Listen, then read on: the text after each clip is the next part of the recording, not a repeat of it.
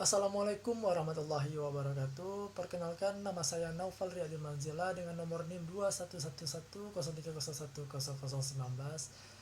Di sini saya akan sedikit mengulas permasalahan tentang perikanan khususnya di Aceh yang berjudul yaitu permasalahan dalam pengelolaan sumber daya laut Aceh serta solusinya. Permasalahan dari berita ini dikutip dari rri.com.id pada tahun 2022, yaitu KBRN Banda Aceh. Sekretaris Panglima Laut Aceh, Miftah Cut Adi mengungkapkan, semua pihak harus berperan aktif dalam menjaga keberlangsungan potensi sumber daya alam Laut Aceh. Rusaknya habitat laut berdampak pada semakin jauhnya fishing ground atau daerah penangkapan ikan yang mampu dijangkau nelayan. Kondisi ini diperburuk dengan kenaikan bahan bakar minyak sehingga daya jangkau nelayan pun terbatas. Kepala Bidang Perikanan dan Budidaya, Pengolahan dan Pemasaran Hasil Perikanan Dinas Perikanan dan Kelautan Aceh, Abdul Syakur, menjelaskan berdasarkan hasil survei potensi ikan yang tetap di perairan ujung barat Indonesia mencapai 270.000 ton per tahun. Namun, angka ini dapat menurun jika terjadi kerusakan laut. Sehingga diperlukannya sumber daya manusia yang berkualitas untuk mengatasinya. Dan ada 6 solusi untuk mengatasi permasalahan tersebut.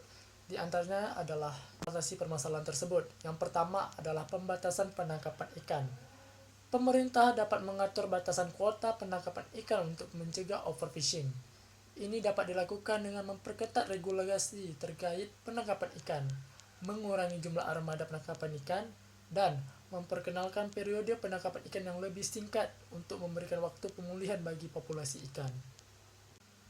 Lalu yang kedua adalah pengawasan dan penegakan hukum yang ketat. Peningkatan pengawasan terhadap aktivitas penangkapan ikan ilegal yang harus dilakukan. Hal ini dapat melibatkan patroli laut yang lebih intens, pemanfaatan teknologi pemantauan seperti pemantauan satelit dan penggunaan sistem pelacakan ikan yang efektif. Lalu yang ketiga ada konservasi terumbu karang. Perlindungan dan pemulihan terumbu karang perlu menjadi prioritas. Pemerintah dapat mendirikan kawasan konservasi perairan atau taman nasional laut yang melindungi ekosistem terumbu karang. Pendekatan kolaboratif dengan melibatkan masyarakat lokal, nelayan, dan pihak terkait juga penting dalam mengembangkan strategi pemulihan terumbu karang. Kemudian yang keempat adalah pendidikan dan kesadaran masyarakat. Kampanye pendidikan dan kesadaran masyarakat perlu dilakukan untuk meningkatkan pemahaman tentang pentingnya pelestarian sumber daya laut. Ini dapat mencakup penyuluhan tentang taktik penangkapan ikan yang berkelanjutan, pengelolaan limbah laut, dan pencegahan pencemaran.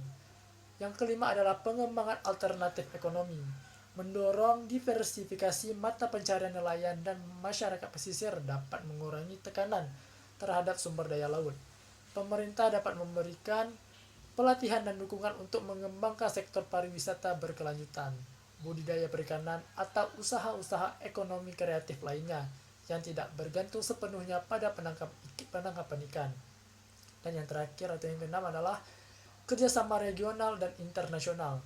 Kerjasama dengan negara-negara tetangga dan organisasi regional serta internasional dapat memperkuat upaya pengelolaan sumber daya laut. Pertukaran informasi, pengalaman, dan pengetahuan tentang praktik terbaik dalam pengelolaan sumber daya laut dapat menjadi langkah yang efektif. Hanya itu saja yang bisa saya sampaikan. Lebih kurang mohon maaf. Wassalamualaikum warahmatullahi wabarakatuh.